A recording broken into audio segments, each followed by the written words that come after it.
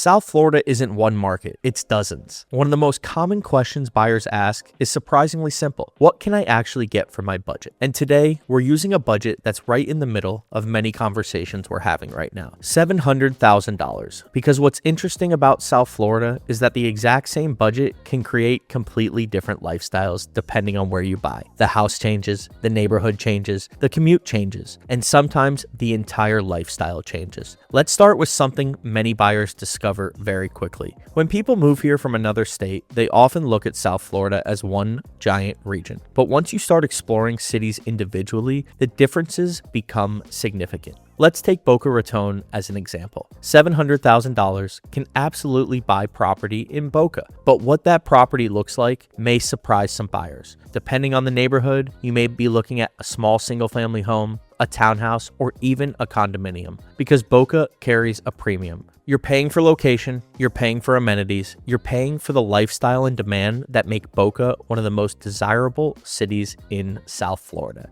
Now compare that budget to something farther west. Suddenly, the conversation changes. You may find larger homes, more square footage, larger lots, additional bedrooms, even newer construction opportunities. The budget stretches differently. Then look at communities like Weston. Many families are willing to sacrifice a little proximity to the coast in exchange for schools, neighborhood quality, and even larger homes. For those buyers, $700,000 may create a very different experience than it would closer to the ocean. Now let's talk about Coral Springs. This is another area where buyers often find strong value. Many families appreciate the combination of community atmosphere, parks, schools, and relatively larger homes compared to some coastal markets. Again, same budget, completely different result. Then there are buyers who prioritize walkability. They want restaurants nearby, coffee shops, entertainment nearby. They want to be able to leave the car at home more often. For those buyers, they may intentionally choose less square footage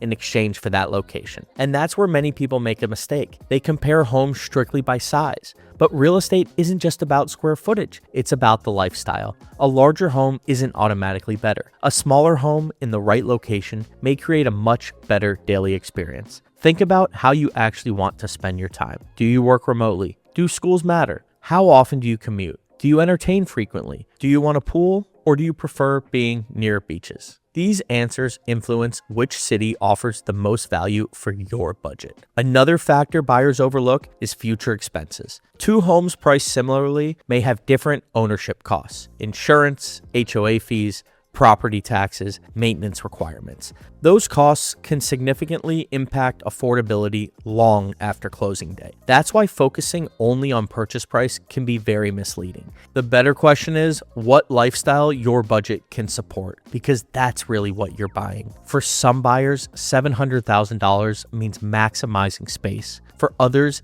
it means maximizing convenience. And for others, it means maximizing school quality or community amenities. None of these priorities are wrong. They're simply different. And that's why there isn't one perfect answer to the question, what does $700,000 buy in South Florida? The answer depends on where you choose to spend it, and more importantly, what kind of life you're trying to create after you move in. The good news is that South Florida offers enough diversity that buyers have options. The challenge is understanding which option aligns best with your goals, because the smartest purchase isn't necessarily the biggest house. It's the house that supports the lifestyle you actually want to live every single day.